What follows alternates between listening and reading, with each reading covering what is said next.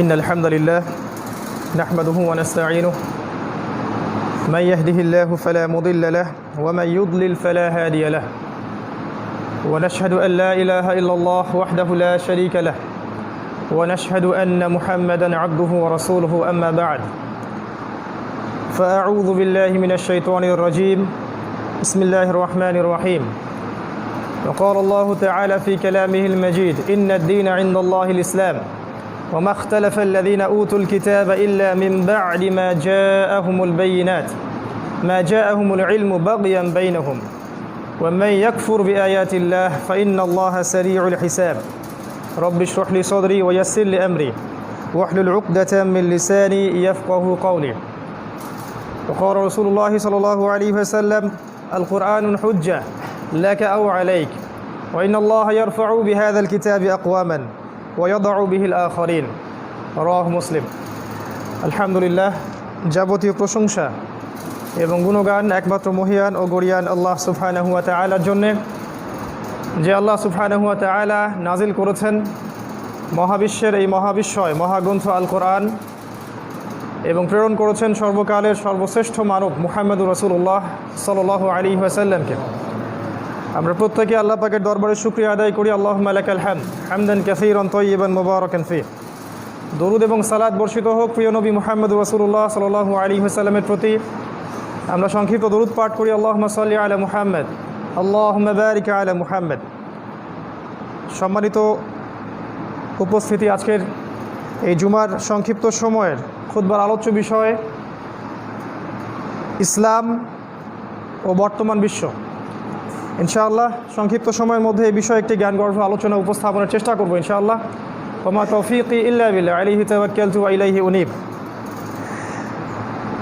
আলোচনা শুরু করতে চাচ্ছি পবিত্র কোরআনুল কারীমের সূরাতুল আল ইমরান আয়াত নম্বর 19 থেকে। আল্লাহ রাব্বুল আলামিন এই আয়াতের মধ্যে বলেছেন, ইন্নাদ-দীনা ইনদাল্লাহিল ইসলাম, নিশ্চয়ই আল্লাহ সুবহানাহু ওয়া তাআলার কাছে একমাত্র গ্রহণযোগ্য মনোনীত জীবন ব্যবস্থার নাম হচ্ছে ইসলাম। ওয়া মাখতালাফাল্লাযীনা উতুল কিতাব ওয়া মাখতালাফাল্লাযীনা উতুল কিতাবা ইল্লা মিন বা'দি মা জাআহুমুল ইলমু বাগিয়ান বাইনাহুম। আল্লাহ পাক বলছেন, এর পূর্বে যাদেরকে কিতাব দেয়া হয়েছিল তারা দুটো কারণে ইসলামের বিরোধিতা করেছে। একটা হচ্ছে অজ্ঞতা, আর একটা বাগিয়ান বাইনাহুম, পরস্পরের হিংসা বিদ্বেষ এবং হঠকারিতা। আল্লাহ পাক বলেছেন ইসলামই একমাত্র গ্রহণযোগ্য জীবন ব্যবস্থা, কিন্তু এটা থেকে মানুষকে বিমুখ রাখছে দুটো বিষয়। একটা হচ্ছে অজ্ঞতা, দিন সম্পর্কে ইসলাম সম্পর্কে অজ্ঞতা। আরেকটা হচ্ছে হঠকারিতা, সত্যটা চেনার পরেও সেটাকে স্বীকার না করা, এটাকে বলা হয় হঠকারিতা। আল্লাহ পাক বলছেন এই শ্রেণীর মানুষকে উদ্দেশ্য করে, ওয়া মান ইয়াকফুর বিআয়াতিল্লাহ ফাইন্নাল্লাহা সারিউল হিসাব, যারা আল্লাহ পাকের আয়াতগুলোকে কুফরি করবে, অস্বীকার করবে, ফাইন্নাল্লাহা সারিউল হিসাব, আল্লাহ পাক খুব শীঘ্রই তাদের কঠিন হিসাব নেবেন ইনশাআল্লাহ। একই সূরার 85 নম্বর আয়াতটার দিকে এবার আমরা আমাদের দৃষ্টি নিবদ্ধ করছি। আল্লাহ পাক এই সূরার মধ্যেই বলেছেন 85 নম্বর আয়াতে, ওয়া মান ইয়াবতাগি গায়রাল ইসলামি দীনান ফালাই ইউকবালা মিন।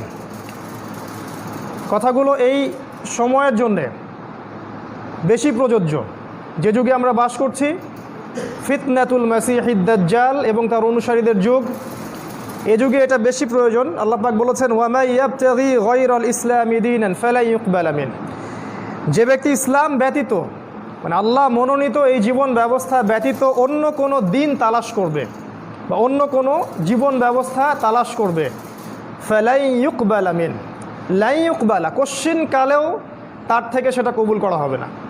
যারা সামান্য আরবি ব্যাকরণ বোঝেন তারা বুঝবেন, লাই ইউকবালা মানে হচ্ছে ফালাই ইউকবালা, কোশ্চিন কালেও সেটা তার থেকে গ্রহণ করা হবে না।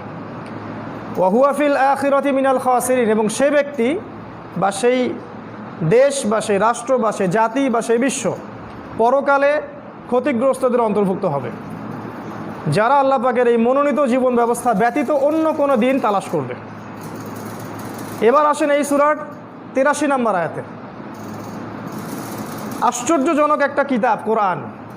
এই একই সূরার মধ্যেই এই এতগুলো কথা আছে। এই সূরার মধ্যেই আছে 83 নম্বর আয়াতে আল্লাহ পাক বলছেন, আফা গায়রা দীনিল্লাহি ইয়াবগুন। আল্লাহ পাক বলছেন যে তারা কি তবে এই দিন ইসলাম ছাড়া অন্য কোনো দিন তালাশ করছে? আফা গায়রা দীনিল্লাহি ইয়াবগুন, তারা কি ইসলাম ব্যতীত অন্য কোনো রিলিজিয়ন বা কোড অফ লাইফ তালাশ করছে? আল্লাহ পাকের কথাটা খুব ভালো করে মনোযোগ দিয়ে শুনুন। আল্লাহ পাক বলছেন তারা কি ইসলাম ব্যতীত অন্য কোনো দিন তালাশ করছে? ওয়ালাহু আসলামা মান ফিস সামাওয়াতি ওয়াল আরদি তাওআন ওয়া কারহান। অথচ আল্লাহর কাছে আত্মসমর্পণ করেছে এই মহাবিশ্বের প্রত্যেকটা সৃষ্টি। আসমান সমূহ মানে মহাবিশ্বের যত প্রাণী আছে, জীব বা জড়, সবাই আল্লাহর কাছে আত্মসমর্পণ করেছে। ওয়াল আর্দ, এবং এই পৃথিবীর সমস্ত প্রাণী মাখলুক যাদের সত্তা আছে, সৌল আছে, আত্মা আছে, বা যাদের নাই, এই জীব জড় প্রত্যেকেই আল্লাহর কাছে আত্মসমর্পণ করেছে।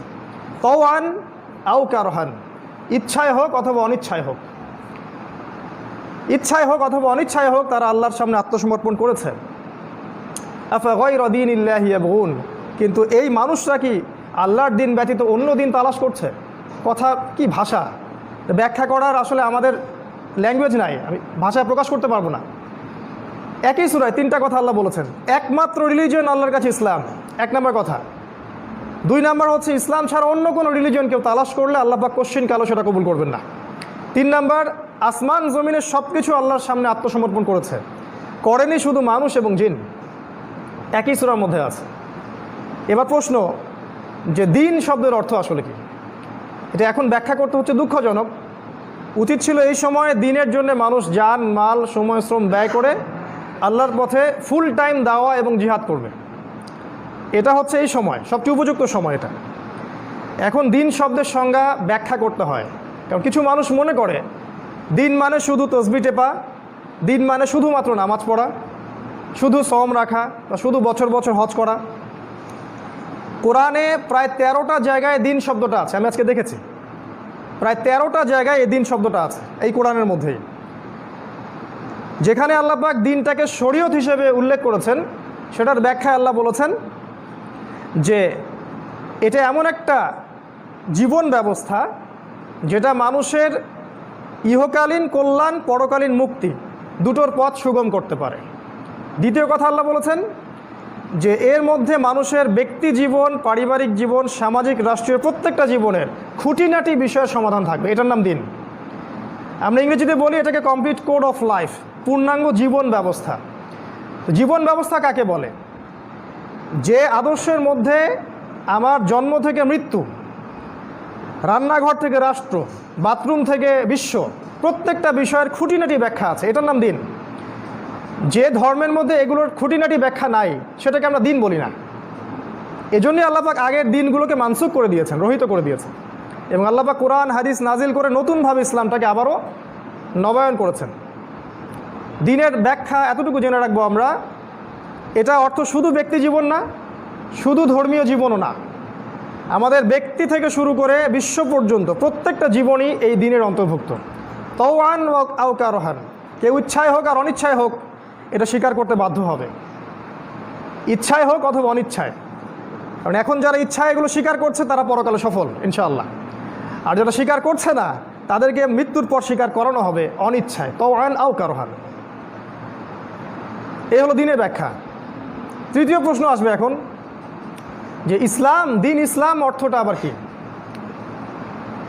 আমরা অনেকের মুখে শুনি এখন, স্পেশালি যারা সেকুলার কনসেপ্টে বিশ্বাস করে, মানে গোড়া থেকে সেকুলার বা কমিউনিস্ট বা গোড়া ডেমোক্রেটিক, তাদের সংজ্ঞা অনুযায়ী দিন এমন একটা জিনিস যেটা মসজিদে আপনি নামাজ পড়বেন, তাসবিহ তাহলিল করবেন, জিকির আজগার করবেন, রোজা রাখবেন, হজ জাকাত দিবেন, মাশাআল্লাহ। তাদের বক্তব্য এতটুকুই দিনের অন্তর্ভুক্ত।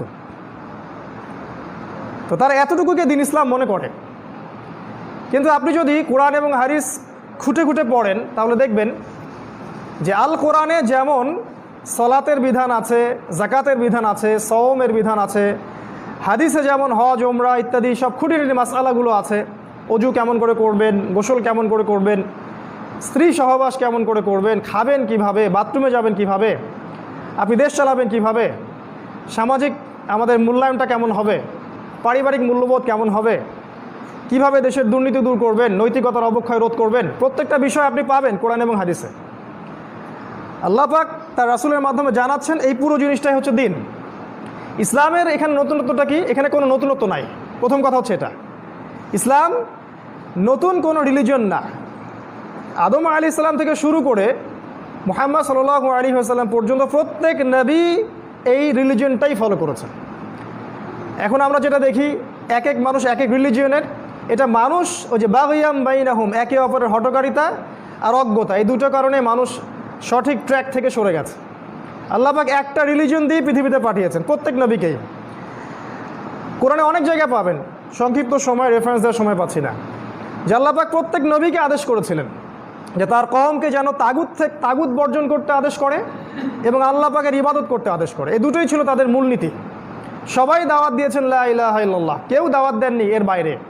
প্রত্যেক নবী আদম থেকে শুরু করে মুহাম্মদ সাল্লাল্লাহু আলাইহি ওয়াসাল্লাম পর্যন্ত। আপনি আদম আলাইহিস সালামের জীবনী দেখেন, নূহ আলাইহিস সালামের জীবনী দেখেন, ইব্রাহিম, মুসা, ঈসা, প্রত্যেক নবীর জীবনী দেখেন, একটা কমন জিনিস খুঁজে পাবেন যে দিন নতুন কিছু নয়। এই লা ইলাহা ইল্লাল্লাহ, এই ইসলাম শুরু থেকে ছিল, আজও আছে, ইনশাআল্লাহ কিয়ামত পর্যন্ত থাকবে। এই জন্যই আমরা বলি ইসলাম চির নতুন, চির প্রাচীন এবং চির আধুনিক। তাই যাদের এই কনসেপ্ট আছে, স্পেশালি সেকুলার কনসেপ্টে যারা বিশ্বাস করি আমরা যে ইসলাম নতুন একটা ধর্ম, মুহাম্মাদের মাধ্যমে এটা প্রবর্তিত হয়েছে, নাউজুবিল্লাহ সাল্লাল্লাহু আলাইহি ওয়াসাল্লাম, এটা সম্পূর্ণ ভুল একটা কনসেপ্ট। মুসা আলাইহিস সালামের রিলিজন ছিল ইসলাম, ঈসা আলাইহিস সালামেরও ইসলাম, নূহ আলাইহিস সালামের ইসলাম। এক কথায় 1,24,000 যে শব্দটা আমরা পাই, বা কোনো হাদিসে 2,24,000 নবী এবং রসুল, প্রত্যেকের রিলিজনই ছিল ইসলাম। আর আমাদের নবী মুহাম্মদ সাল্লাল্লাহু আলাইহি ওয়াসাল্লাম ইসলামের একটা ছোট্ট সংজ্ঞা দিয়েছেন, এটা আপনাদেরকে শেয়ার করব। হাদিসে জিবরিল নিয়ে আমি একটা আলোচনা করেছিলাম, সেখানে বলেছিলাম বিস্তারিত। আজকে শুধু একটা পয়েন্ট বলছি। জিবরাইল আলাইহিস সালাম যেদিন মানুষের রূপ ধরে পৃথিবীতে এসেছিলেন জনসমক্ষে, সাহাবীদের সামনে, সব সাহাবী তাকে দেখেছেন। এটা রাসূল সাল্লাল্লাহু আলাইহি ওয়াসাল্লামের জীবনের প্রায় শেষ দিকের ঘটনা, বিদায় হজের পরে। তখন তিনি নবীজিকে 4টা প্রশ্ন করেছিলেন: ঈমান কাকে বলে, ইসলাম কাকে বলে, ইহসান কাকে বলে, আর কিয়ামত কবে হবে। এখানে নবী সাল্লাল্লাহু আলাইহি ওয়াসাল্লাম ইসলামের সংজ্ঞা দিয়েছিলেন, মাল ইসলাম। তিনি বলেছেন আল ইসলাম আন তাশহাদা আল্লা ইলাহা ইল্লাল্লাহ, ইসলাম হচ্ছে তুমি প্রথমে সাক্ষী দিবে আল্লাহ ছাড়া কোনো মাবুদ নেই, ওয়া আন্না মুহাম্মাদান আবদুহু ওয়া রাসূলুহু, এবং মুহাম্মদ সাল্লাল্লাহু আলাইহি ওয়াসাল্লাম তার বান্দা এবং তার রাসূল। অর্থাৎ আপনি আল্লাহর একত্ববাদের উপর থাকতে হবে এবং রাসূল সাল্লাল্লাহু আলাইহি ওয়াসাল্লামের সুন্নাহর উপর থাকতে হবে। তাওহীদের সাথে শিরককে মেশানো যাবে না, সুন্নাহর সাথে বিদআতকে মেশানো যাবে না। বাস লা ইলাহা ইল্লাল্লাহ পূর্ণ হয়ে গেল, মুহাম্মদুর রাসূলুল্লাহ পূর্ণ হয়ে গেল। এবং আপনি আল্লাহর বিধান এবং রাসূলের বিধানের বাইরে যেতে পারবেন না, কারণ আমরা দাস। দাসদের কোনো ইচ্ছা স্বাধীনতা থাকে না, আমরা দাস আল্লাহর এই পৃথিবীতে। তিনি যা বলবেন তাই করতে হবে, যা করতে নিষেধ করবেন সেটাই করা যাবে না। 1 নম্বর তিনি এটা বলেছেন। 2 নম্বর বলছেন ওয়া তুকিমুস সালাহ, তুমি সালাত কায়েম করবে। ইসলামের বেসিক ফান্ডামেন্টাল, সালাত নাই ইসলাম নাই। যে সালাত কায়েম করে না, সালাত পড়ে না বা কায়েম করে না, তাকে আমরা মুসলিম হিসেবে ধরতে পারি না। এখানে কোনো টালবাহানার কোনো সুযোগ নাই যে এখানে ইচ্ছায় পড়ি না, অলসতা করে পড়ি না, সে ফাসেক, সে জালেম, সে কাফের, এই ক্যাটাগরিজ আল্লাহ রসুল করে দেননি। তিনি বলছেন মান তারাকা সালাতাম মুতাআম্মিদান ফাকাদ কাফারা, যে ব্যক্তি সালাত ইচ্ছা করে ছেড়ে দিল সে ব্যক্তি কুফরি করলো। স্ট্রেট কাট কথা, যে ব্যক্তি সালাত ছেড়ে দিল সে কুফরি করলো। 3 নম্বর বলেছেন ওয়া তু'তিয়াজ যাকাত, তুমি যাকাত প্রদান করবে। সালাত আপনাকে করবে কি, আল্লাহর অভিমুখী করবে, আপনাকে আল্লাহর যে শেল বা রক্ষা কবচ এখান থেকে দূরে যেতে দিবে না। দিনে 5 বার আপনি আল্লাহর কাছে দেখা করবেন, আপনি পাপ থেকে দূরে থাকবেন ইনশাআল্লাহ। আর যাকাত কি করবে, যাকাত আপনার সমাজের মধ্যে ইকোনমিক স্যাংশন দূর করবে, অর্থনৈতিক যে অচল অবস্থা এটা দূর করে দিবে। যাকাত প্রতিষ্ঠিত থাকলে সমাজের মধ্যে ইকোনমিক একটা ফ্লুয়েন্সি থাকে, সবার কাছে কম বেশি অর্থ থাকে। আর যাকাতহীন যেটা সুদভিত্তিক অর্থনীতি, এখানে যেটা হয় যে ধনিক শ্রেণীর হাতে সব সম্পত্তি চলে যায় আর গরিব শ্রেণীর মানুষ দাস হয়ে থাকে, যেটা হচ্ছে এবং সামনে আরও ভয়াবহ আকার ধারণ করবে। জাতিসংঘ পর্যন্ত রিপোর্ট দিয়েছে, গতকাল দেখলাম, যে সামনে করোনা পরবর্তী বিশ্বে 50 থেকে 60 কোটি মানুষ দুর্ভিক্ষে মারা যাবে। ওরাই বলছে, আমরা বলছি না। কারণ ইকোনমিক স্যাংশন, অর্থনীতি যে অচল অবস্থা তৈরি হয়েছে, এটা যাকাত না থাকার কারণে হয়েছে, শুধু মহামারীর কারণে হয়নি। তিনি আরও বলেছেন তাহুজ্জুল বাইত মান ইসতাতা ইলাইহি সাবিলা, আরেকটা বলেছেন সওম রাখা রমাদান মাসে। এই হজ আপনাকে ইব্রাহিমী চেতনায় উদ্বুদ্ধ করবে এবং তাওহীদের উপর প্রতিষ্ঠিত থাকতে সাহায্য করবে। আর এই সওম আপনার আত্মশুদ্ধি দিবে, তাকওয়া অর্জনের মাধ্যম হবে। এই পাঁচটাকে রাসূল সাল্লাল্লাহু আলাইহি ওয়াসাল্লাম বলেছেন ইসলাম। তিনি এই সংজ্ঞা দিয়েছেন। এখন আমরা যে সমস্যাগুলো দেখছি সমাজের মধ্যে, ইসলামের এই যে বেসিক সংজ্ঞাটা দিলাম, যে এই পাঁচটা বেসিক ফান্ডামেন্টাল, এটা কমপ্লিট কোড অফ লাইফ, জীবনের প্রত্যেকটা বিষয়ের ব্যাখ্যা এখানে আছে। এই বিষয়টাকে কেন্দ্র করে আমাদের এই বিশ্বে, আমাদের শুধু রাষ্ট্রে না, আমাদের পুরো বিশ্বে কিছু সমস্যা সৃষ্টি হয়েছে। কিছু কিছু মানুষ এটাকে হৃদয় থেকে গ্রহণ করেছেন, কিছু কিছু মানুষ এটাকে গ্রহণ করেননি, কুফরি করেছেন। আবার কিছু মানুষ মুখে গ্রহণ করেছেন, ভিতর থেকে গ্রহণ করেননি। এই হচ্ছে বাস্তবতা। আবার কিছু মানুষ ইসলামের আংশিক অবস্থা নিয়েছেন, আংশিকটা নেননি। আবার কিছু মানুষ দেখা যাবে ইসলামের যে বিষয়গুলো নিজের স্বার্থে যায় সেগুলোকে নিয়েছেন, যেগুলো স্বার্থে যায় না সেগুলোকে নেন নাই। আল্লাহ পাক যেটা বলেছেন সেটা আয়াতটা বলে আমি অন্য প্রসঙ্গে যাচ্ছি। আল্লাহ পাক বলছেন উদখুলু ফিস সিলমি কাফা।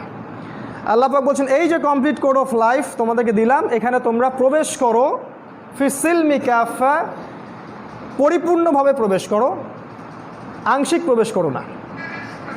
আল্লাহ পাক আরও বলেছেন ইসলামে প্রবেশ করো এবং তাগুতের সাথে কুফরি করো। আমাদেরকে কুফরি করতে বলেছেন। তাগুত কি? আল্লাহ বিরোধী যে কোনো শক্তি হচ্ছে তাগুত, ধর্মীয় ক্ষেত্রে হোক বা পলিটিক্যাল ক্ষেত্রেই হোক না কেন। এই দিনের প্রচার নবী সাল্লাল্লাহু আলাইহি ওয়াসাল্লাম করেছিলেন, প্রত্যেক নবী রাসূল করেছেন। এবং আমরা যদি আমাদের নবীর জীবনের দিকে তাকাই, আমরা দেখব যে মাত্র 23 বছরের ব্যবধানে তিনি মক্কার ওই জাহেলি সমাজটাকে পরিপূর্ণ একটা আলোকিত সমাজে পরিণত করেছেন। তাই করেননি? আমরা মক্কার দিকে তাকালে দেখব সেখানে সুদ ছিল, শিরিক ছিল, নারীর অবমাননা ছিল, জিনা ছিল, ধর্ষণ ছিল, আপনার গোত্রীয় দ্বন্দ্ব ছিল, মাদক ছিল। আপনি 23 বছর পরের মক্কার দিকে তাকাবেন, দেখবেন সেখানে কোনো শিরিক নাই, না আছে কোনো মাদক, না আছে কোনো রেপ, না কোনো জিনা, না কোনো শিরক, না গোত্রীয় হানাহানি, কিছুই নাই। এই 23 বছরে নবী সাল্লাল্লাহু আলাইহি ওয়াসাল্লামের কাছে আল্লাহ পাক এই ইসলামটাকে আবার নবায়ন করে দিলেন, ওই প্রাচীন ইসলামই, নতুন ইসলাম না। আর এবার আল্লাহ পাক যেটা দিলেন সেটা হলো কোরআন এবং সুন্নাহ। কোরআন এবং সুন্নাহ। এর আগে ছিল তাওরাত, তার আগে জাবুর, এই যে তাওরাত, জাবুর, ইনজিল, তার আগে সুহুফি মূসা ওয়া ইব্রাহিম, অনেক কিতাব ছিল, ওগুলো সব হয়ে গেল রহিত। এরপরে আসলো কোরআন এবং সুন্নাহ। এই পর্যন্ত আমরা সবাই জানি, কিন্তু সমস্যা হচ্ছে এই কোরআন এবং সুন্নাহকে পরিপূর্ণভাবে বাস্তবায়নের ক্ষেত্রে আমাদের মধ্যে ত্রুটি দেখা যায়। আমরা কেউ ব্যক্তি জীবনে মানি তো পারিবারিক জীবনে মানি না, পারিবারিক জীবনে মানি তো সামাজিক জীবনে মানি না, সামাজিক জীবনে মানি রাষ্ট্রীয় জীবনে মানি না। আর এই গডলেস ওয়ার্ল্ডের কথা তো বাদই দিলাম। এবার আসেন ইসলাম সম্পর্কে এতগুলো কথা বলার পর আমরা বিশ্বের দিকে তাকাই। ইসলামটাকে মাথার একদিকে রাখবেন আর বিশ্বটাকে এবার দেখবেন। তারপরে ইনশাল্লাহ আমরা কনক্লুড করব যে এই সিচুয়েশনে নাজাত পাবে কারা, সফল হবে কারা, সাফল্য কারা পাবে। এবার বিশ্বের দিকে তাকাই, চলেন। আমি যে বিশ্বের দিকে তাকাতে বলছি সেটা শুরু হয়েছে, আমি শুরু করছি রাসূল সাল্লাল্লাহু আলাইহি ওয়াসাল্লামের জীবনী থেকে, খুব সংক্ষিপ্ত সময়। আপনারা যদি দেখেন রাসূলুল্লাহ সাল্লাল্লাহু আলাইহি ওয়াসাল্লাম যখন জীবিত ছিলেন তিনি ইসলামী খেলাফা কায়েম করে দিয়েই গেছেন, তাই নয় কি? রাসূল সাল্লাল্লাহু আলাইহি ওয়াসাল্লাম ইসলামিক খেলাফা কায়েম করে দিয়ে গেছেন, ইসলামিক লজ, বেসিক প্রত্যেকটা ফান্ডামেন্টাল সমাজে বাস্তবায়ন করে দিয়ে গেছেন। তারপর আবু বকর সিদ্দিক কি সেখান থেকে সরে গেছিলেন? সেই ট্র্যাক থেকে কি তিনি সরে গিয়েছিলেন? উসমান রাদিয়াল্লাহু আনহু বা ওমর ইবনে খাত্তাব বা আলী, কোনো খলিফাই এই ট্র্যাক থেকে সরে যান নাই। তারা সেই খেলাফার ভিত্তিটা শক্ত করে ধরে রেখেছিলেন। এক কথা ইসলামী খেলাফা সমাজে রাষ্ট্রে কায়েম ছিল। এরপরে আসে উমাইয়াদের শাসন। উমাইয়াদের শাসনের মধ্যে যেটা দেখা যায় যে সমাজের মধ্যে অনেক দুর্নীতি, করাপশন চলে আসে এবং কিছু দুনিয়া পূজা চলে আসে, কিন্তু তারপরেও তার ইসলামিক শেলের মধ্যে ছিল, খেলাফা ছিল। তারপর আসে আব্বাসীয়রা, তখনও ভোগবিলাস বাড়তে থাকে আব্বাসীয়দের সময়ে এবং ইসলাম দুর্বল হতে থাকে, ইসলাম বিরোধী শক্তিগুলো জাগ্রত হতে থাকে। এক পর্যায়ে মঙ্গোলিজরা এসে বাগদাদকে আক্রমণ করে খেলাফা ধ্বংস করে দিতে চেষ্টা করে। তারপরেও খেলাফা টিকে ছিল, পুরোপুরি ধ্বংস হয়নি। এরপর আসে ফাতিমিদের খেলাফা, তারপরে আসে মামলুকদের শাসন, তারপরে মোগলদের শাসন, এরপর টার্কিদের শাসন, অটোম্যান এম্পায়ারদের শাসন। হিস্ট্রিগুলো যদি পড়েন বুঝতে পারবেন এই অটোম্যান এম্পায়ার বা 1914 সালের আগ পর্যন্ত ইসলামী খেলাফার একটা শেল পৃথিবীতে ছিল, ছোট হোক আর বড় হোক। কখনো কেউ দুর্বল হয়েছে, আবার কখনো কাউকে শক্তিশালী করা হয়েছে। কেউ ক্ষমতা হারিয়েছে, কেউ ক্ষমতা পেয়েছে, কিন্তু ইসলাম ছিল, হোক সেটা আরবে বা তুর্কিতে বা কর্ডোভায় বা এইদিকের আপনার আমাদের সাবকন্টিনেন্টে কোনো না কোনো জায়গায় ছিল। এর পরের বিশ্বটার দিকে আমি আপনাকে তাকাতে বলছি, এর আগের বিশ্বের দিকে এখন দেখার দরকার নেই আপাতত। এর পরের যে বিশ্বটা, এটা দেখবেন 1700 সাল থেকে নিয়ে 1800 সাল পর্যন্ত সারা বিশ্বে একটা ব্যাপক রেভলিউশন হলো। সেটা হচ্ছে যে বিশ্বটা দুই ভাগে ভাগ হয়ে গেল। এই অংশটুকু ভালো করে বোঝার চেষ্টা করে। বিশ্বটা দুই ভাগে ভাগ হয়ে যায়। একটা অংশে চলে যায় ইহুদিরা, খ্রিস্টানরা এবং মুশরিকরা। ইহুদিরা, খ্রিস্টানরা এবং মুশরিকরা। আরেকটা অংশে চলে আসে মুসলিমরা। এই দুইটা ভাগে বিশ্বটা ভাগ হয়ে যায়। এবার ইহুদি, খ্রিস্টান, মুশরিকদের মধ্যে আবার দুইটা গ্রুপ হয়ে যায়। একটা গ্রুপ হচ্ছে তারা গডলেস, তাদের কাছে ধর্ম কোনো বিষয় না, তারা জুলুম, ফাসাদ আর পাপাচারের বলে, ক্ষমতার বলে সারা বিশ্ব শাসন করতে শুরু করে। কিন্তু ইহুদি খ্রিস্টানদের মধ্যে আরও একটা দল ছিল যাদের হৃদয়টা করাপ্টেড ছিল না। তারা আজ পর্যন্ত তাদের ধর্মের যে বেসিক জিনিসগুলো আছে সেগুলো এখনও ধরে রেখেছে। কোরআনও এটার দলিল যে সব ইহুদি, সব খ্রিস্টান যে খারাপ বা তাদের সাথে যে আমাদেরকে শত্রুতা করতে হবে এমনটা কোরআন শিক্ষা দেয়নি। কারণ কোরআন সূরা মাইদায় বলেছে এক শ্রেণীর খ্রিস্টান থাকবে, নাসারা থাকবে, যারা তোমাদের খুবই বন্ধুত্বপূর্ণ আচরণ করবে, তোমাদের সাথে হৃদ্যতায় তোমাদের খুব কাছে হবে। ওয়ালা তাজিদান্না আকরাবাহুম মাওয়াদ্দাতান লিল্লাযিনা আমানু আল্লাযিনা ক্বালু ইন্না নাসারা। আল্লাহ পাক বলছেন সূরা মাইদার মধ্যে যে তুমি দেখবে হে নবী, অবশ্যই আপনি দেখবেন যে এক শ্রেণীর খ্রিস্টান আছে যারা বলে আমরা নাসারা, তারা আপনাদের প্রতি খুব হৃদ্যতা, ভালোবাসা, মহব্বত দেখাবে। এই জন্য আমরা বলছিলাম একবার যে আজারবাইজানের উচিত ছিল আর্মেনিয়ার ব্যাপারে আবারও ভেবে দেখা, এবং টার্কির উচিত ছিল রাশিয়ার ব্যাপারে আবারও ভেবে দেখা। কারণ রাশিয়া এবং আমেরিকা এক পাল্লায় মাপলে চলবে না। সারা বিশ্বের মধ্যে অর্থোডক্স খ্রিস্টান একটা দল আছে যারা হৃদ্যতা, ভালোবাসা মুসলিমদের কাছাকাছি, কিন্তু আমরা ওদেরকে চিনতে ভুল করছি। তাদের সাথে অ্যালায়েন্স করার বদলে আমরা উল্টা শত্রুতা করছি। এটার ফল আমাদেরকে ভোগ করতে হবে সামনে। কারণ আমাদের কাছে কোরআন যখন আমাদের হাত থেকে চলে গেছে, বা কোরআন যখন আমরা জাদুঘরে রেখে দিয়েছি, তখন এই সমস্যাগুলো হওয়াই স্বাভাবিক। আল্লাহ পাক এই দুই শ্রেণীর কথা বলেছেন। এক শ্রেণীর ইহুদি আছে, অল্প কিছু ইহুদি হলেও তাদের মধ্যে স্বচ্ছতা আছে, এমন নয় যে সবাই পাপাচারী বা করাপ্টেড, তা না। এক শ্রেণীর ইহুদি ছিল রাসূল সাল্লাল্লাহু আলাইহি ওয়াসাল্লামের যুগেও, যারা ইসলাম কবুল করেছিল, এমনকি যুদ্ধ করেছে উহুদের মাঠে। উহুদের মাঠে তো আমি আপনি যুদ্ধ করি নাই, অনেক ইহুদি ইসলাম কবুল করে যুদ্ধ করেছি উহুদের মাঠে।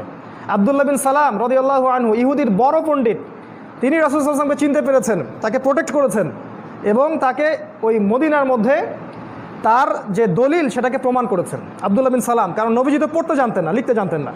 তিনি তাওরাত থেকে বের করে দেখাচ্ছিলেন যে ইনি শেষ নবী, ইনি আসল নবী, তোমরা এর আনুগত্য করো। তাই সব ইহুদি খারাপ এটা বলা ঠিক না, আবার সব খ্রিস্টান খারাপ না। কারণ রাসূল সাল্লাল্লাহু আলাইহি ওয়াসাল্লামের যুগেও দেখবেন আপনি কিছু কিছু নাসারা ছিলেন যারা ইসলামের পক্ষে কাজ করেছেন।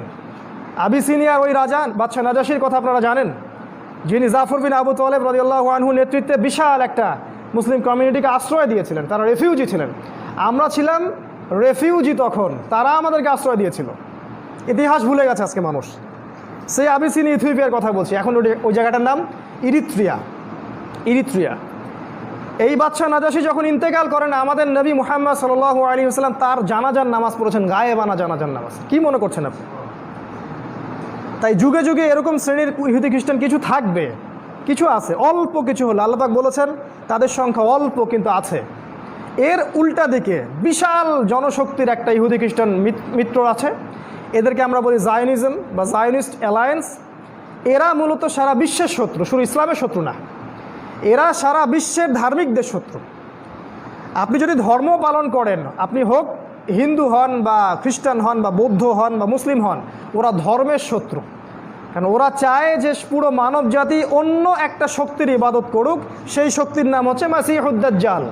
কারণ তারা দাজ্জালের জন্য অপেক্ষা করছে। তারা বলছে যে এই হচ্ছে আমাদের মাসিহ যে সামনে আসতে যাচ্ছে, এবং তাদের পুরো যে এজেন্ডা, প্রোপাগান্ডা, এটা পুরো স্পষ্ট করে দিয়েছে তারা জগতের সামনে। তারা গডলেস, তারা রিলিজিয়নের শত্রু, সত্যের শত্রু, এবং এরা জুলুম, পাপাচার, ফাসাদ এবং ক্ষমতার দাপটে সারা বিশ্ব শোষণ করে বেড়াচ্ছে। এটা হচ্ছে বড় মেজর শ্রেণী ইহুদি খ্রিস্টান অ্যালায়েন্স, যাদেরকে আমরা বলি জায়নিস্ট মুভমেন্ট। এদের লিডার হচ্ছে ইসরায়েল, এদের মূল লিডার হচ্ছে ইসরায়েল, যার বিরুদ্ধে মুসলিমদের কোনো এখন ইনিশিয়েটিভ নাই, বরং তার সাথে হাত মিলাচ্ছে সবাই। এই গাদ্দারদেরকে আমরাও ক্ষমা করবো না, আল্লাহ পাক যেন এদেরকে মাফ না করেন, আল্লাহ পাক কবুল করুন দোয়া। যারা ইসরায়েলের সাথে হাত মিলিয়েছে, এই গাদ্দার, এরা হচ্ছে উম্মার সবচেয়ে বড় গাদ্দার। হোক সেটা আহলে সৌদ, হোক সেটা আরব আমিরাত বা দুবাই বা যে কেউ।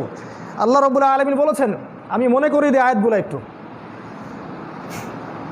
আল্লাহ পাক সূরা বাকারার মধ্যে বলেছেন যে ওয়ালান তারদা আনকাল ইয়াহুদা ওয়ান নাসারা হাত্তা তাত্তাবিআ মিল্লাতাহুম। হে নবী, ইহুদি এবং খ্রিস্টানদের এই অ্যালায়েন্সটা, যারা ইসলামের দুশমন, তারা কোশ্চিন কালেও আপনার প্রতি সন্তুষ্ট হবে না যতক্ষণ না আপনি ওদের মিল্লাত গ্রহণ করছেন। ওয়ামান আসদাকু মিনাল্লাহি হাদিসা, আল্লাহর চেয়ে আর সত্য কথা কে বলতে পারেন বলেন? কিছু মানুষ ইন্টারফেইথের কথা বলে এখন এদের সাথে। আল্লাহ সত্য না, এরা সত্য। আল্লাহ পাক বলছেন এরা ততক্ষণ পর্যন্ত তোমার প্রতি সন্তুষ্ট হবে না হে নবী, যতক্ষণ তুমি এদের সাথে যুক্ত না হচ্ছ বা এদের মিল্লাত গ্রহণ না করছো। আল্লাহ পাক আরও বলছেন সূরা মাইদা, আয়াতগুলো মনে করিয়ে দেই। আল্লাহ পাক বলছেন, ইয়া আইয়ুহাল্লাযীনা আমানু, হে মুমিনগণ, লা তাত্তাখিযুল ইয়াহুদা ওয়ান নাসারা আউলিয়া, এই ইহুদি এবং খ্রিস্টানদেরকে বন্ধুরূপে গ্রহণ করো না। কোন ইহুদি কোন খ্রিস্টান? বা'দুহুম আউলিয়াউ বা'দ, যারা একে অপরের বন্ধু। এই জায়নিস্ট মুভমেন্ট, যারা একে অপরের বন্ধু। ওই ইহুদি ওই খ্রিস্টান নয় যারা আমাদেরকে আশ্রয় দিয়েছিল আবিসিনিয়া, তারা নয়। সেই ইহুদি সেই খ্রিস্টান যারা একে অপরের বন্ধু, জায়নিস্ট মুভমেন্ট। কারণ আল্লাহ পাক বলছেন, ওয়া মা ইয়াতাওয়াল্লাহুম মিনকুম ফাইন্নাহু মিনহুম, তোমাদের মধ্যে যদি কেউ ওদের সাথে হাত মিলায়, সে এই উম্মতের কেউ না, সে তাদের অন্তর্ভুক্ত। এটা আল্লাহর কথা। যারা এদের সাথে হাত মিলাচ্ছে, অ্যালায়েন্স করছে, তারা আমাদের উম্মার কেউ না, সে যেই হোক না কেন, হোক সে মুসলিম বা মুনাফেক বা অমুক আরব রাষ্ট্রের নেতা বা যে কেউ। তুমি আমাদের উম্মতের কেউ না, তোমাকে আমরা কিয়ামতের মাঠে দেখে নিব ইনশাআল্লাহ। এই পুরো গাদ্দারির হিসাব আল্লাহর কাছে দিতে হবে, উম্মার সাথে গাদ্দারি। আরও বলেছেন আল্লাহ পাক, এখানে দুইটা শ্রেণী পেলেন, ইহুদি এবং খ্রিস্টান, যারা একে অপরের সাথে বন্ধুত্ব করেছে। আর একটা শ্রেণীর কথা আল্লাহ পাক বলেছেন যে সূরা মাইদার মধ্যেই আছে, হে নবী, লাতাজিদান্না আশাদ্দান নাস আদাওয়াতাল লিল্লাযীনা আমানু আল ইয়াহুদ ওয়াল্লাযীনা আশরাকু। এবার দেখেন আল্লাহ পাক বলছেন, হে নবী, আপনি দেখবেন মুমিনদের সাথে সবচেয়ে কঠিন শত্রুতা পোষণ করে দুই শ্রেণীর মানুষ। কোরআনেই আছে দুই শ্রেণীর মানুষ। এক শ্রেণী হচ্ছে আল ইয়াহুদ, ওই ইহুদি যারা জায়নিস্ট মুভমেন্টের সাথে জড়িত, এবং দ্বিতীয় হচ্ছে আল্লাযীনা আশরাকু, যারা শিরক করে, মুশরিক। এজন্যই দেখবেন নেতানিয়াহু মোদিকে ডাকে, এমনি ডাকে না। কোরআন আমাদের সামনে সব বলে দিয়েছে, কিন্তু আমরা কোরআনিক পররাষ্ট্রনীতি বাদ দিয়ে অন্য জায়গা থেকে হেদায়েত নিচ্ছি। কোরআন বলেছে আমাদেরকে এরা তোমাদের প্রতি সবচেয়ে কঠোর, আমরা ওদের সাথে অ্যালায়েন্স করতে চাই, আমরা বলি বন্ধু রাষ্ট্র, আমরা এইসব কথা বলি। আল্লাহ পাক বলছেন এই ইহুদি এবং এই মুশরিকরা তোমাদের সবচেয়ে বড় শত্রু। এই আয়াতে আল্লাহ পাক বলেছেন যে কিছু নাসারাকে তোমরা পাবে যারা ভালোবাসা, হৃদ্যতা তোমাদের কাছাকাছি হবে। কারণ ওদের সাথে, ওই নাসারাদের মধ্যে কিছু পাদ্রী দরবেশ টাইপের মানুষ আছে, যারা এই দুনিয়াবি ফাসাদ থেকে বৈরাগ্যতা অবলম্বন করেছে। রুহবান, আহবার বলা হয় এদেরকে। এখানে আপনি ওয়ার্ল্ড পলিটিক্স বুঝতে পারছেন, জিও পলিটিক্স, যে এই পুরো বিশ্বের মধ্যে সবচেয়ে শক্তিশালী এখন অ্যালায়েন্সটা হচ্ছে জায়নিস্ট মুভমেন্ট।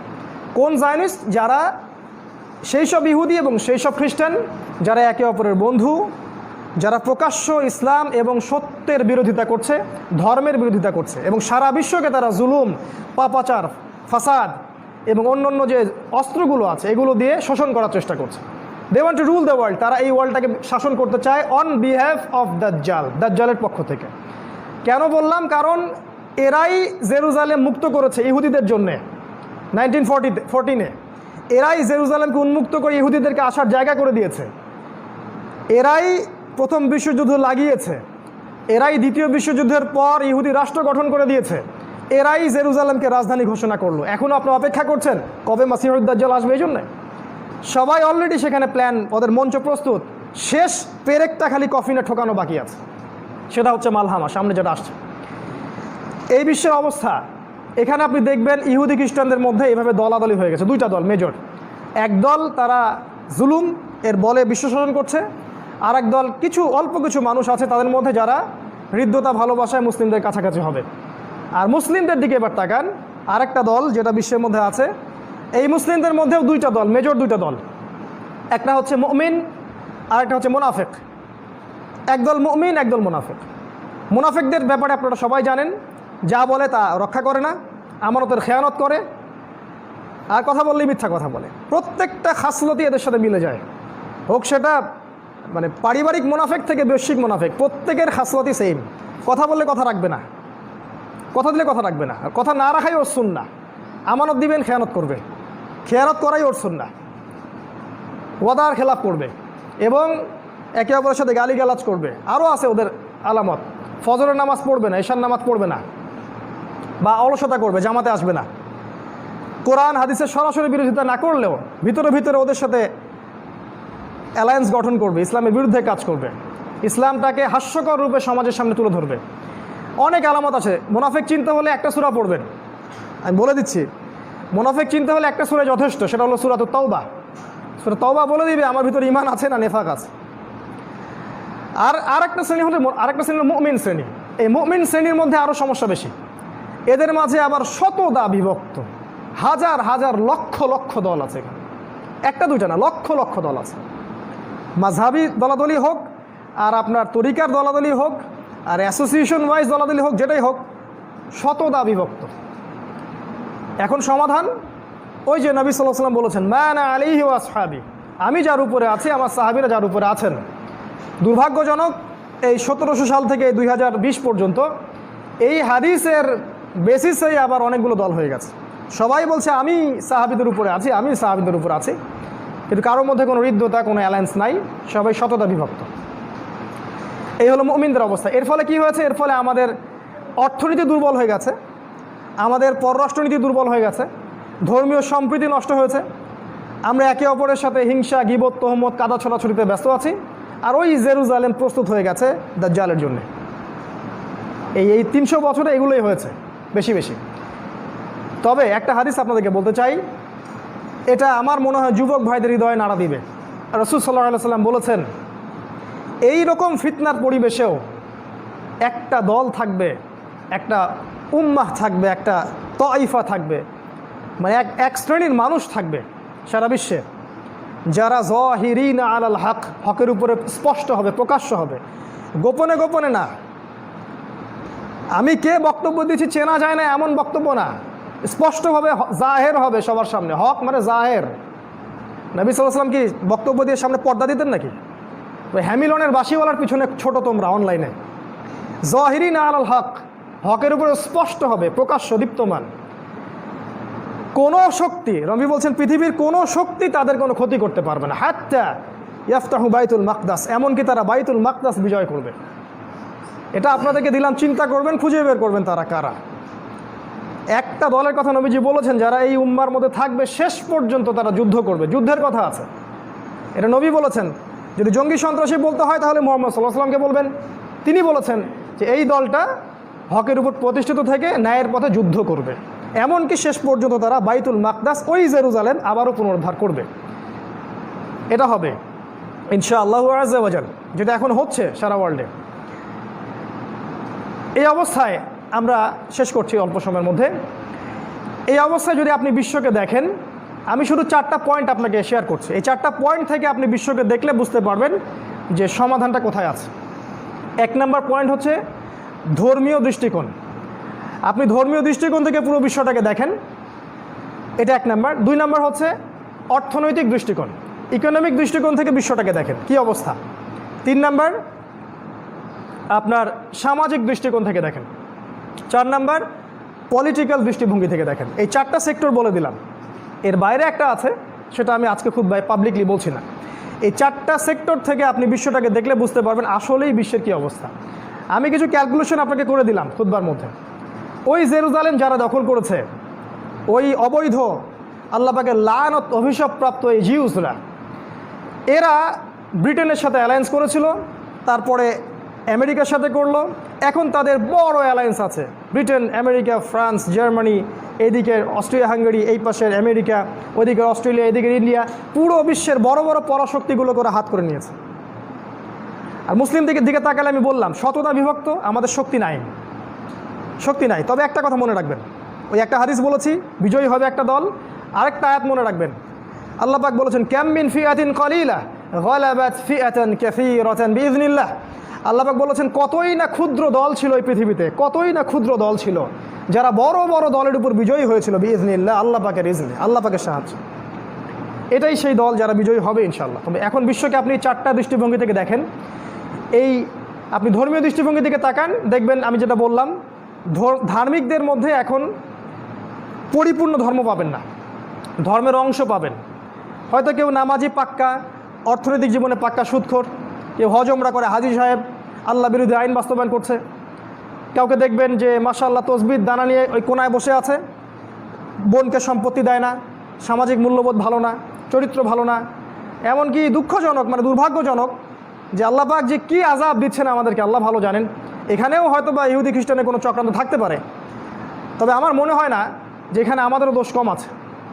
আমরা মাদ্রাসাগুলোর দিকে তাকাচ্ছি, এখন কিছু কিছু মাদ্রাসায় দেখছি এমন কিছু ঘটনা ঘটছে যেটা ভাষায় প্রকাশ করার মতো না। মানে ধার্মিকদের যে নৈতিক অবক্ষয়, এটা যে কোন জায়গায় চলে গেছে, মানে ধর্মটাকে আমরা আসলে সেইভাবে পালন করতে পারছি না। ধর্মের স্টেজ হচ্ছে প্রথমে সে মুসলিম হবে, আত্মসমর্পণ করলো, তারপরে হবে মুমিন, পরিপূর্ণ খাঁটি বিশ্বাসী, কথায় কাজে আমলে বাস্তবায়ন করবে।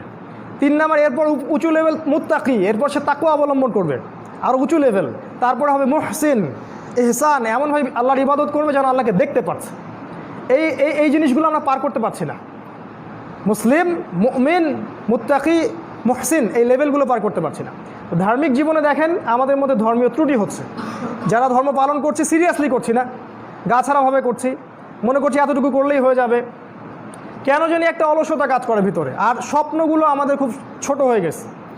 আমরা অল্পতে সন্তুষ্ট হয়ে যাচ্ছি, এতটুকু হলেই চলবে, আমাদের উঁচু কোনো ভিশন নাই। এটা গেল আমজনতার কথা। আলেমন আমাদের দিকে তাকান, শততা বিভক্ত। এখন কথাবার্তা, ল্যাঙ্গুয়েজ শুনলে মনে হয় না আদৌ সে আলেম কিনা, বিহেভিয়ার দেখলে মনে হয় না আদৌ সে আলেম কিনা। আপনি যদি দেখেন অসংখ্য ইমাম আছে ওর ছেলে নামাজ পড়ে না, ওর বউ পর্দা করে না। অসংখ্য বক্তা আছে যে আপনি দেখবেন মাদকদ্রব্য খাচ্ছে। ইভেন অনেকে দেখবেন যে পরকীয়ায় লিপ্ত হয়ে গেছে, জিনা করতেছে। দুঃখজনক কথাগুলো বলছি, তা দুঃখজনক। মুসলিমদের মধ্যে এই সমস্যাগুলো হচ্ছে কারণ ধর্মের পরিপূর্ণতা নাই। আমরা ধর্মটাকে ঠাট্টা তামাশার পাত্র বানাচ্ছি, সিরিয়াসলি নিচ্ছি না যে এই দিনটা আল্লাহ পাঠিয়েছেন আমাদের ইবাদত করার জন্য না, বিজয়ী হওয়ার জন্য। হুয়াল্লাযী আরসালা রাসূলাহু বিল হুদা ওয়া দীনিল হক লিইয়ুযহিরাহু আলা দীনি কুল্লিহি। এই দিনটা আল্লাহ পাঠিয়েছেন যাতে করে হকের উপর আমরা বিজয়ী হতে পারি। আর আমরা তো বিজয়ের জন্য নামছি না মাঠে, বিজয়ী হব কেমন করে? এটা ধার্মিকদের অবস্থা। আলেমদের অবস্থা দেখবে শততা বিভক্ত, সবাই একে অপরের সাথে কাদা ছোড়াছুড়িতে ব্যস্ত আছি। এই সময় পর্যন্ত এসেও আমরা এক জায়গায় আসতে পারছি না। এক জায়গায় আসার মানে এই নয় যে একটা দলের মধ্যে সবাইকে আসতে হবে, এমন নয়। যে সবার মাঝে একটা মিউচুয়াল আন্ডারস্ট্যান্ডিং থাকলে এটা পসিবল ছিল, যেটা হচ্ছে না, দুর্ভাগ্যজনক। ধর্মীয় দৃষ্টিভঙ্গির দিকে তাকান বিশ্বের, আর দেখেন আর যারা ধর্মকে পালন করছে, কসমেটিক্স ইসলাম ফলো করছি আমরা, অথবা প্রোটেস্ট্যান্ট ইসলাম ফলো করছি, অথবা ওই যে ব্রিটেনের শেখানো ইসলাম বা আমেরিকার শেখানো ইসলাম বা ইসরায়েলের পণ্ডিতদের শেখানো ইসলাম আমরা ফলো করছি। মুসলিমরাই বলছে যে ইসলামী হুকুমতের কোনো দরকার আছে, এগুলো আগে চলতো এখন চলে না। মুসলিমরাই, কালিমা পড়া মুসলিমরাই পর্দার বিরোধিতা করছে। তারাই দেখবেন যে সহশিক্ষাকে সম্বোধন দিচ্ছে, মুসলিমদের কথা বলছে। সুদ খাচ্ছে কারা? মুসলিমরা খাচ্ছে। এনজিওতে আপনি চাকরি করেন, সুদী এনজিওতে আপনি চাকরি করেন, আপনার বউ দেখা যায় যে ব্র্যাকের মতো ইয়াতে চাকরি করে, সুদী এনজিওতে চাকরি করে, সুদ খায়, সমিতি করে। আমরাই ব্যাংকে চাকরি করি, আমরা ব্যাংকের সুদের সাথে জড়িত। এটা মুসলিমরা করছে। ধর্মীয় দৃষ্টিভঙ্গি দিকে তাকান, আমাদের অবস্থায় আজকে খারাপ। এই দৃষ্টিভঙ্গি দিয়ে বিশ্বকে দেখেন। আরেকটা দৃষ্টিভঙ্গি বলছি, সোশ্যাল দৃষ্টিভঙ্গি, সামাজিক। আমার মনে হয় না এটা নিয়ে বলার এই মুহূর্তে কোনো প্রয়োজন আছে। আপনারা প্রত্যেকেই জানেন যে সামাজিক অবস্থা আজকে কোন জায়গায় গিয়ে দাঁড়াইছে। মানে আমাদের মা, আমাদের বোন বাসায় নিরাপদ কিনা তাও জানি না। বলে আসলাম বাসা থেকে বের হওয়ার আগে, কোনোভাবেই দরজা যেন না খুলবা না, যেই আসুক। মানে আমাদের ভিতরে কি পরিমাণ একটা মানে কনসিয়াসনেস তৈরি হয়েছে দেখেন, ভীতি কাজ করছে ভিতরে, একটা ফেয়ার কাজ করছে, না জানি কখন কি হয়। দেখেন এই সমস্যাগুলা শুধু যে অন্যের জীবনে থাকবে তা নয়, এই সমস্যাগুলো আমাদের জীবনেও আসবে। আপনারা ওই ঘটনা জানেন, শনিবারে মাছ ধরার ঘটনা। যারা অন্যায় করেছে আল্লাহ ওদেরকেও ধ্বংস করেছেন, যারা অন্যায়ের প্রতিবাদ করেনি আল্লাহ পাক তাদেরকেও ধ্বংস করেছেন। আর যারা অন্যায়কে পেট্রোনাইজ করছে উপরের লেভেল থেকে, সবাইকে আল্লাহ ধ্বংস করবেন। কোথায় আছে? কোরআনে আছে, সূরা বনী ইসরাঈলের মধ্যে দেখবেন, ওয়াইম মিন ক্বরিয়াতিন ইল্লা নাহনু মুহলিকুহা ক্বাবলা ইয়াউমিল কিয়ামাহ। কিয়ামতের আগেই এই জুলুমের কারণে প্রত্যেক নগরী আমি ধ্বংস করে দেব, আল্লাহ বলেছেন। কিভাবে করবেন? ওই যে পারমাণবিক যুদ্ধ আসতেছে সামনে, 800 কোটি মানুষ তো এমনি মারা যাবে না, এমন বোম পড়বে 1 সেকেন্ডে সব শেষ। 1 সেকেন্ডের মধ্যে একটা রাষ্ট্র শেষ হয়ে যাবে। 5টা বছর অপেক্ষা করেন, দেখেন কি হয়। 5টা বছর অপেক্ষা করেন, সাল বলে দিচ্ছে 2025 সাল পর্যন্ত অপেক্ষা করেন। আল্লাহ ভালো জানেন, আমরা ভবিষ্যৎ বক্তা নই। 2025 পর্যন্ত অপেক্ষা করে দেখেন কি হয় সামনে। যে কোনো সময় ওয়ার্ল্ডে একটা ম্যাসাকার ডিস্ট্রয়মেন্ট শুরু হয়ে যাবে। Nuclear war is coming, knocking at the door, দরজায় কড়া নাড়ছে। সোশ্যাল অবস্থা এই দেখবেন, সমস্ত পাপাচারের মূল এই সামাজিক পাপাচারগুলো। এখন কি নাই? হত্যা অ্যাভেলেবেল, ঘুষ ছাড়া চাকরি হয় না, টেবিলে নিজেদের টাকা না দিলে আমার জব হবে না। মুসলিম তো ঘুষ নিচ্ছে, ওখানে তো ইহুদি খ্রিস্টান নাই, ওদেরকে দোষ দেন কেন সবসময়? নামাজি লোক সেই কাজ করতেছে। এই যে মানুষের জমি লুট করে খাওয়া, কে করতেছে এগুলো? ওরা করে না, আমরাই করি। আপনি দেখেন মাদক, মুসলিম যুবকদের কথা বলছি, আমার তো মনে হয় 80%ই মাদকের সাথে জড়িত। কয়টা ছেলে পাবেন ফ্রেশ মাদক ছাড়া, সিগারেটও খায় না এমন ছেলে কয়জন আছে? এদের রক্তকে দূষিত করে ফেলা হয়েছে। এগুলা এমনি এমনি করা হয়নি, কারণ দাজ্জাল জানে যে তার এই এজেন্ডার সবচেয়ে বড় বাধা হচ্ছে যুব সমাজ। এই জন্য যুব সমাজের আত্মাটাকে সে ধ্বংস করে দিয়েছে। কিভাবে? এই মাদক দিয়ে আর পর্নোগ্রাফি দিয়ে, দুইটা মেইন অস্ত্র আর কি। কত যুবক আছে আমাদের মতো স্কলার, মানে আমাদের মতো, মানে বলছি যারা কোরআন হাদিস পড়াশোনা করছে, কিন্তু বুক ফুলায় সত্য কথাটা বলতে পারে না। কেন পারে না জানেন? আপনার কাছে মনে হয় সে ভয় পায়। আমি আপনাকে রিজনটা বলছি, রিজনটা পর্নোগ্রাফি। ইয়েস, মানুষ যখন গোপনে পাপ করে তখন দেখবেন পাবলিকলি সে হক কথাটা বলার সাহস পায় না, ভিতর থেকে সাউন্ড আসে না। ভিতর থেকে সাউন্ড আসবে না, ইমানের ওই জাজবাটা আসবে না আপনার ভিতর থেকে।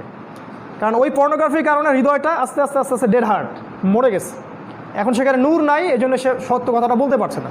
সে কিন্তু কোরআন হাদিস জানে, তার কথাই বলছে।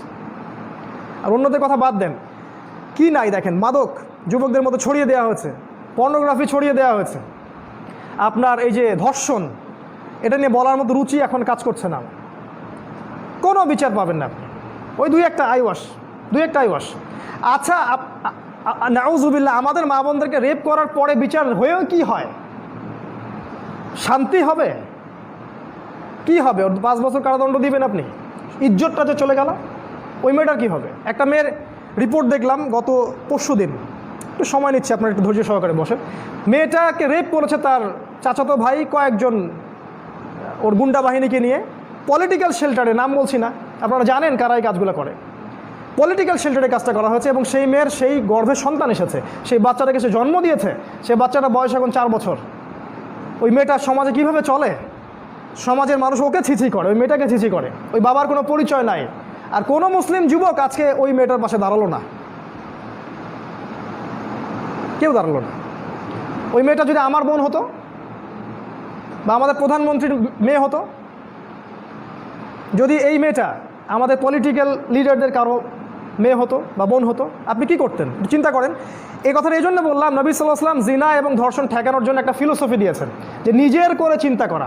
দেখবেন, আমি দলিল দিচ্ছি, একটা ছেলে এসেছিল না, এসে বলেছিল যে আমি জিনা করতে চাই ইয়া রাসূলুল্লাহ, আমি ইসলামের সব মানতে রাজি আছি, বাট আমাকে জিনার অনুমতি দেন।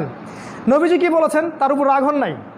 নবীজি বলেছেন, তোমার মায়ের সাথে কেউ জিনা করলে তুমি কি তা পছন্দ করবে? কি নেতা, কি রকম ইন্টেলেকচুয়াল নেতা দেখেন। তোমার বোনের সাথে করলে কি পছন্দ করবে বাবা? তোমার ফুফুর সাথে, তোমার খালার সাথে, তোমার মেয়ের সাথে। ছেলেটার ভিতরটা কিন্তু একদম মানে আবেগে সে আর আপ্লুত হয়ে থাকতে পারলো না, ঝরঝর করে কাঁদতে থাকলো। ইয়া রাসূলুল্লাহ, আমি তো এটা কখনো পছন্দ করবো না। তখন তিনি বললেন, যার সাথে তুমি এটা করতে চাচ্ছ অবৈধ কাজ, সেও কারো না কারো বোন, কারো না কারো মা, কারো না কারো ফুফু, কারো না কারো খালা। হাদিসটা দেখেন, বুখারীতে আছে না? নিজের করে চিন্তা করবেন না, আইন বাস্তবায়নও করতে পারবেন না আপনি।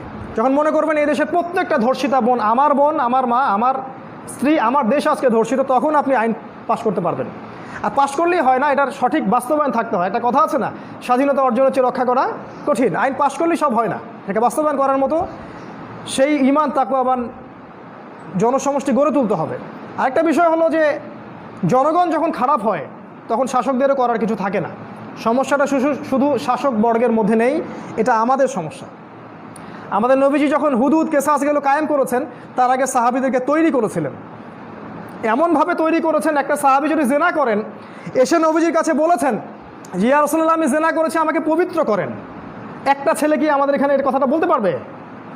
কারণ এই তাকওয়া আমরা তাকে ট্রেন্ড আপ করিনি।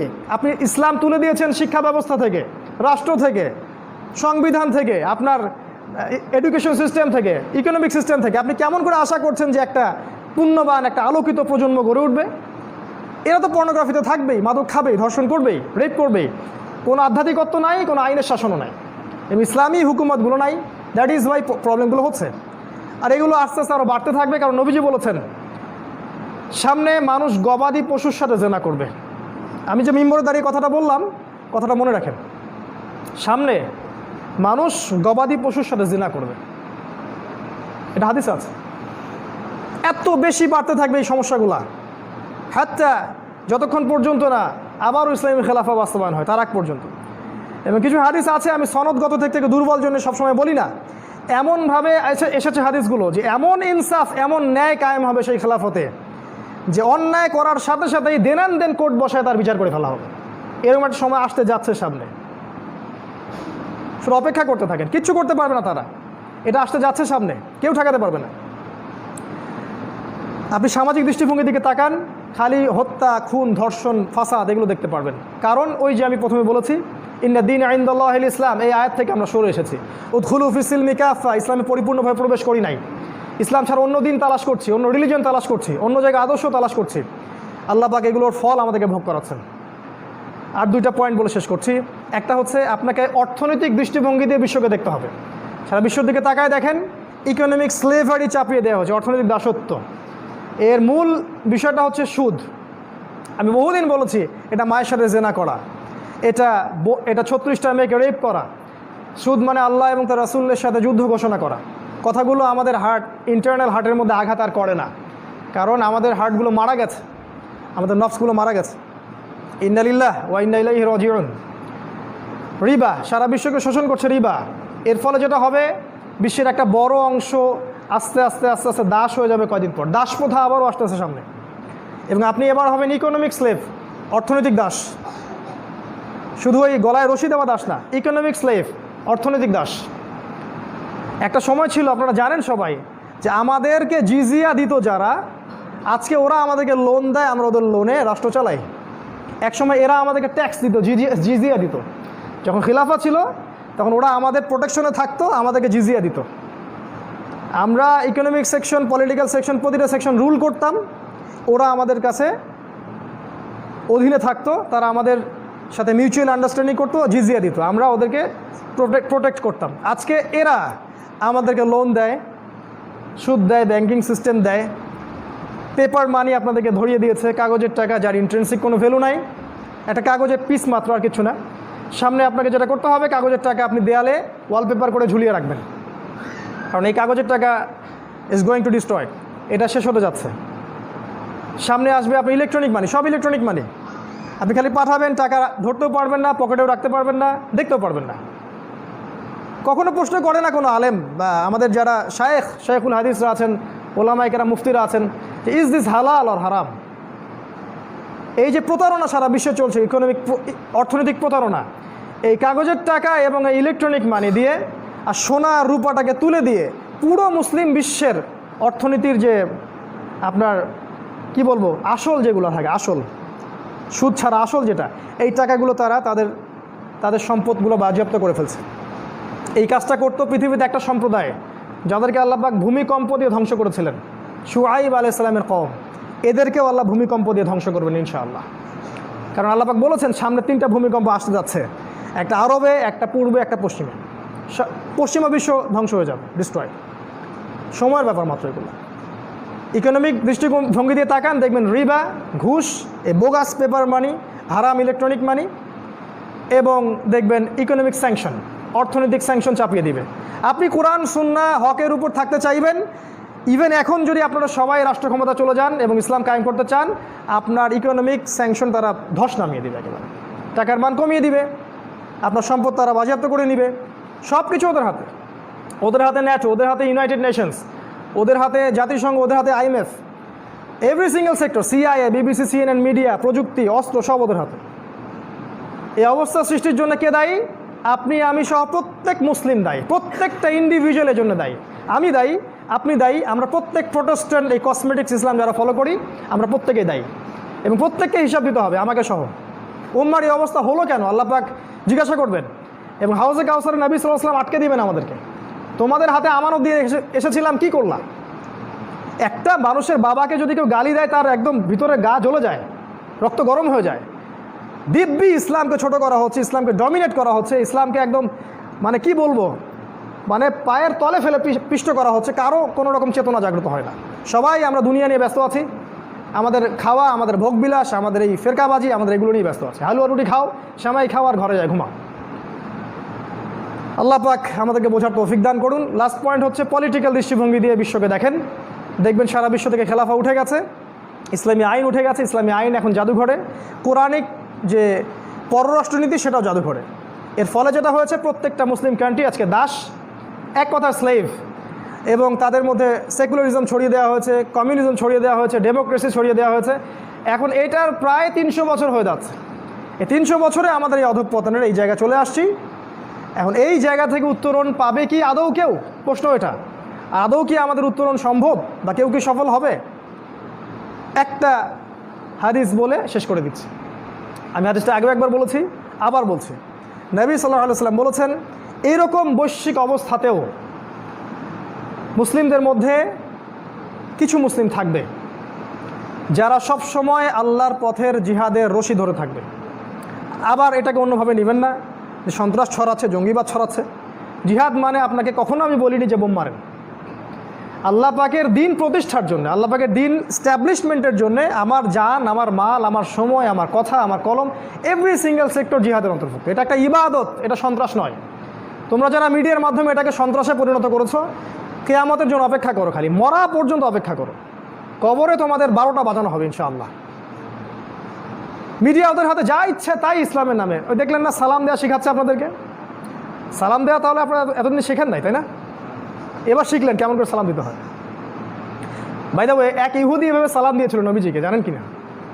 বলেছিল আসসালামু আলাইকুম, সামু আলাইকুম বলেছিল। নবীজি বলেছেন ওয়া আলাইকুম। ইসলামে সবই আছে, এটাও আছে যেটা আপনি টকশোতে দেখলেন। আয়েশা রাদিয়াল্লাহু আনহা এই শব্দটার ভাষার অর্থটা বুঝেছিলেন। তিনি বলেছিলেন যে ইয়া রাসূলুল্লাহ, এর উপর বদদোয়া করা দরকার। নবীজি বলেন যে দেখো, আমি তো বলেছি ওয়া আলাইকুম। আয়েশা রাদিয়াল্লাহু আনহা বলছেন, ও যে শব্দটা বলেছে এর অর্থ হচ্ছে তোমার মৃত্যু হোক। সালামু আলাইকুম মানে তোমার মৃত্যু হোক, তুমি মারা যাও, বদদোয়া আর কি। আর নবীজি বলেছেন, আমাদের সবচেয়ে জেন্টলম্যান নবীজি, হ্যান্ডসাম ম্যাচিউরড নবী, তিনি বলেছেন ওয়া আলাইকুম, তোমার উপরেও হোক। এরকম করে কেউ সালাম দিলে আপনারা এটা বলবেন ওয়া আলাইকুম, বদদোয়াটা ওর উপরে চলে যাবে ইনশাআল্লাহ। তো এগুলো হচ্ছে অবস্থা। এখন এই অবস্থায় আমাদের যেটা নবী সাল্লাল্লাহু আলাইহি ওয়াসাল্লাম যে বলেছেন যে যারা সফল হবে তাদের কথা বলছি, যারা দুটো কাজ করছে। এক হচ্ছে সবসময় আল্লাহ পাকের পথের জিহাদের রশি ধরে আছে, যখন দিনের জন্য যে কাজটা করার সুযোগ আসছে সেটাই করে ফেলবে ইনশাআল্লাহ, ঘরে বসে থাকবে না, ঘর কোনা হবে না। আর 2 নম্বর এক শ্রেণীর কথা তিনি বলেছেন, যারা এই বৈশ্বিক ফাসাদ থেকে নিজেদেরকে মুক্ত করে প্রত্যন্ত জায়গায় চলে যাবে, এই ফাসাদ থেকে দূরে থাকবে এবং সেখানে ছোট ছোট মুসলিম কমিউনিটি গড়ে তুলবে। আমি বিগত 1 বছর থেকে এটা বলে আসছি আপনাদেরকে। আর 4-5টা বছর অপেক্ষা করেন ইনশাআল্লাহ, আমার কথাটা আপনাদের মনে পড়বে ইনশাআল্লাহ। আমি জানি না কেউ এটা করবেন কিনা বাংলাদেশে। অনেকে নক করেন, ফোন করেন, মেসেঞ্জারে দেন, ভাই কোথাও কি মুসলিম ভিলেজ তৈরি হয়েছে, আমরা সেখানে আসবো। আমি কেমন করে করব ভাই? এটা তো আমার সামর্থ্য নাই। করবেন আপনারা, আমি দিক নির্দেশনা দিচ্ছি। করে আমাকে একটা জায়গা দেন, সেখানে আপনারা করে আমাকে একটা ছোট্ট ঘর দেন। এমন জায়গা যাদের সামর্থ্য আছে, প্রত্যন্ত জায়গার জমিগুলো কিনে ফেলেন, সেখানে ডেইরি প্রজেক্ট করেন, মাছের চাষ করেন, খাবার উৎপন্ন করেন, ছোট ছোট মুসলিম কমিউনিটি গড়ে তোলেন, মাদ্রাসা করেন, মসজিদ করেন, একটা কমিউনিটি, একটা ওয়ান আমির ওয়ান জামা, এরকম গড়ে তোলেন। সামনে খাবার পাবেন না ভাই, ওষুধ পাবেন না, সামনে পৃথিবীতে সূর্যের আলো প্রবেশ করবে না। একটা নিউক্লিয়ার ওয়ারকে আপনি কি মনে করছেন? একটা সামান্য একটা ভাইরাস সারা বিশ্বকে বন্ধ করে দিল।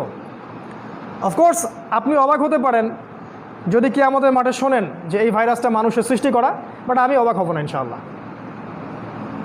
এটাতে আমার অবাক হওয়ার কিছু নাই।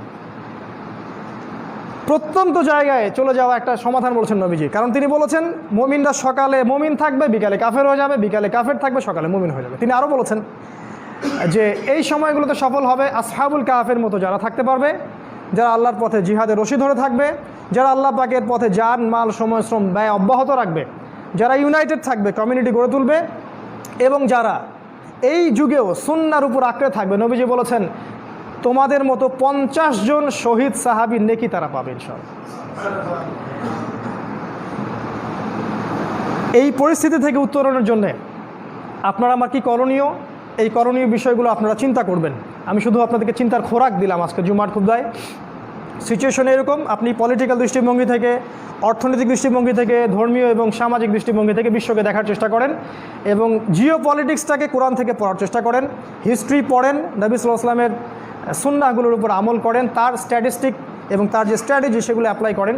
ইনশাআল্লাহ আমরা শেষ জামানায় সেই সব মুমিনদের অন্তর্ভুক্ত হতে পারবো ইনশাআল্লাহ, যারা আল্লাহর পথে সবসময় নিজেদের জানমাল সময় শ্রম ব্যয় করতে প্রস্তুত, যারা হিজরত করতে প্রস্তুত, যারা প্রত্যন্ত জায়গায় আসহাবুল কাহাফের মতো থাকতে প্রস্তুত, বা ফিতনার যুগেও ঈমান আমল নিয়ে 50 জন সাহাবীর নেকি প্রাপ্ত এই সুসংবাদপ্রাপ্ত সাহাবীদের যে দলের কথা নবীজি বলেছেন তাদের অন্তর্ভুক্ত হওয়ার সৌভাগ্যপ্রাপ্ত হবে ইনশাআল্লাহ আযজা ওয়া জাল। আল্লাহ পাক আমাদের সবাইকে এই বিষয়গুলো বোঝার এবং আমল করার তৌফিক এনায়েত করুন। আকুলু কওলি হাযা আস্তাগফিরুল্লাহ লি ওয়া লাকুম ওয়া লিসাইরিল মুসলিমিন। বারাকাল্লাহু লানা ওয়া লাকুম বিল আয়াতিল হাকীম ইন্নাহু তাআলা জাওয়াদুন কারীম মুবাররাউফুর রহিম।